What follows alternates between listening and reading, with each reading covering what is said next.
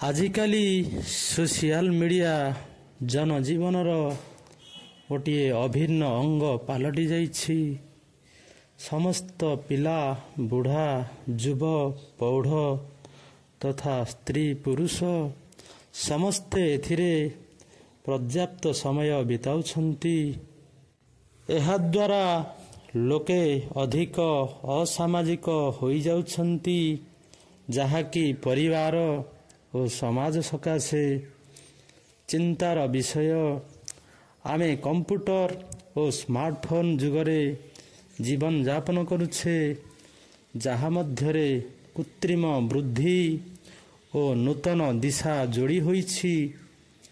ଏଗୁଡ଼ିକର ଅଭ୍ୟାସ ମଣିଷକୁ ଗୋଲାମ କରିଦେଇଛି, ଯାହାଦ୍ୱାରା ଏହାର ପ୍ରଭାବ ମାନବ ସମାଜ ଉପରେ ବହୁତ କୁପ୍ରଭାବ ପଡ଼ୁଛି।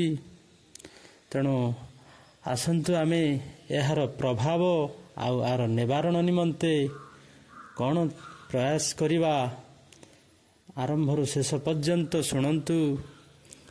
ପ୍ରଥମତଃ ଇଣ୍ଟରନେଟ୍ ସାମଗ୍ରୀ, ମାଦକ ପଦାର୍ଥ ଭଳି ଯାହାକି ଅନେକ ମାମଲାରେ ସୋସିଆଲ ମିଡ଼ିଆ ଓ ଇଣ୍ଟରନେଟ୍ କାରଣରୁ ପିଲାଙ୍କ ପାଠ ପଢ଼ାପଢ଼ି, ସ୍କୁଲ ଓ ନିଦରେ ପ୍ରଭାବିତ ହେଉଛି। ସୋସିଆଲ ମିଡ଼ିଆରେ କିଛି ଲୋକ ଅନ୍ୟମାନଙ୍କର ଅଧିକ ଫଲୋଅର୍ସ ଏବଂ ନିଜର ପୋଷ୍ଟ ପାଇଁ କମ୍ କମେଣ୍ଟସ୍ ଓ ଲାଇକ୍ସ ଯୋଗୁଁ ଅବସାଦଗ୍ରସ୍ତ ହେଉଛନ୍ତି, ଯାହାକି ଅନିଦ୍ରାରୁ ଆରମ୍ଭ କରି ମୁଣ୍ଡବିନ୍ଧା ଆଦିର ଶିକାର ହେଉଛନ୍ତି। ଲଗାତାର ମୋବାଇଲ ସ୍କ୍ରିନ୍ ଉପରେ ଏକ ଲୟରେ ଆଖି ରଖି ଦେଖିବା ଫଳରେ ଆଖିରେ ପାଣି ଆସିଯାଉଛି। ଆପଣ ଶୁଣିଲେ ଆଶ୍ଚର୍ଯ୍ୟ ହେବେ ଯେ ଆଜିକାଲି କମ୍ ବୟସର ପିଲା ଚଷମା ପିନ୍ଧି ବୁଲୁଛନ୍ତି। ମୋବାଇଲକୁ ଘଣ୍ଟା ଘଣ୍ଟା ଧରି ଭୁଲ ଢଙ୍ଗରେ ବସିବା ଦ୍ୱାରା ଶରୀରର ସନ୍ତୁଳନ ବିଗିଡ଼ିଯାଏ, ଯେଉଁ କାରଣରୁ ବେକ ଆଉ ଅଣ୍ଟା ଦରଜର ସମସ୍ୟା ବର୍ତ୍ତମାନ ସାଧାରଣ ଭାବରେ ବଢ଼ିବାରେ ଲାଗିଛି। ଏଇଭଳି ଏହାର ପ୍ରଭାବ ମାରାତ୍ମକ ହେଉଛି। ଏହାଠୁ ମୁକୁଳିବା ପାଇଁ ଆମେ କ'ଣ କରିବା ନା ସୋସିଆଲ ମିଡ଼ିଆର ନିଶାରୁ ମୁକୁଳିବା ପାଇଁ ଜୀବନରେ ଏକ ସମସ୍ୟା, ଏହାକୁ ଆମେ ଗୋଲାମ ଭଳି ନୁହେଁ ମାଲିକ ଭଳି ଉପଯୋଗ କରନ୍ତୁ।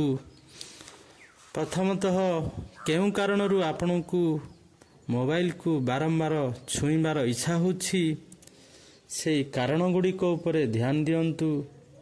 ଦ୍ୱିତୀୟତଃ ସୋସିଆଲ ମିଡ଼ିଆର ଉପଯୋଗର ସମୟ ନିର୍ଦ୍ଧାରିତ କରନ୍ତୁ। କେତେବେଳେ ଓ କେତେ ସମୟ ପର୍ଯ୍ୟନ୍ତ ବ୍ୟବହାର କରିବେ ତାହା ସ୍ଥିର କରିନେବା ଉଚିତ। ଶୋଇବା ସମୟରେ ମୋବାଇଲକୁ ପାଖରୁ ରଖନ୍ତୁ ନାହିଁ, ଯାହାଦ୍ୱାରା କି ଆପଣଙ୍କ ସ୍ୱାସ୍ଥ୍ୟକୁ ପ୍ରଭାବିତ କରୁଥିବା କ୍ଷତିକାରକ ରେଡ଼ିଏସନ୍ ବା କିରଣ ଗୁଡ଼ିକର ରକ୍ଷା ପାଇପାରିବେ। ଦ୍ୱିତୀୟତଃ ସୋସିଆଲ ମିଡ଼ିଆର ସୀମିତ ଉପଯୋଗ ମଧ୍ୟ ସମ୍ଭବ ହୋଇପାରିବ।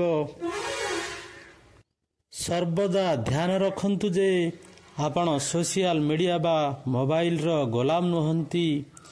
ଆପଣଙ୍କ ଜୀବନର ସୁଖ ଶାନ୍ତି ଛଡ଼ାଇ ନେବାକୁ ଏହାର କୌଣସି ଅଧିକାର ନାହିଁ ତଥା ଆପଣଙ୍କୁ ମାଲିକ ଭଳି ଏହାର ଉପଯୋଗ କରିବାକୁ ହେବ। ପୂର୍ବରୁ ଆମର ଚ୍ୟାନେଲରେ ଆମେ ସ୍ମାର୍ଟଫୋନର କୁପ୍ରଭାବ ବିଷୟରେ ଆମର ଭିଡ଼ିଓ ପ୍ରସ୍ତୁତ ଆପଣ ଦେଖିଛନ୍ତି। ତା ସହିତ ତାହିଁରେ ବିଭିନ୍ନ କୁପ୍ରଭାବର ଦ୍ୱାରା କ'ଣ କ'ଣ ରୋଗ ବି ହୁଏ ତାହା ଆମେ ଆଲୋଚନା ହୋଇଥିଲା।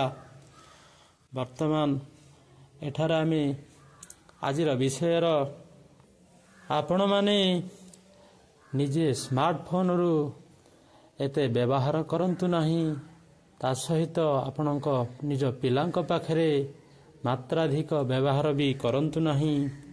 ଆଜିର ବିଷୟଟି ଯଦି ଆପଣଙ୍କ ପାଇଁ ମଙ୍ଗଳକାରକ ହୋଇଥାଏ, ତାହେଲେ ଆମର ଚ୍ୟାନେଲକୁ ବହୁମାତ୍ରାରେ ସେୟାର କରନ୍ତୁ।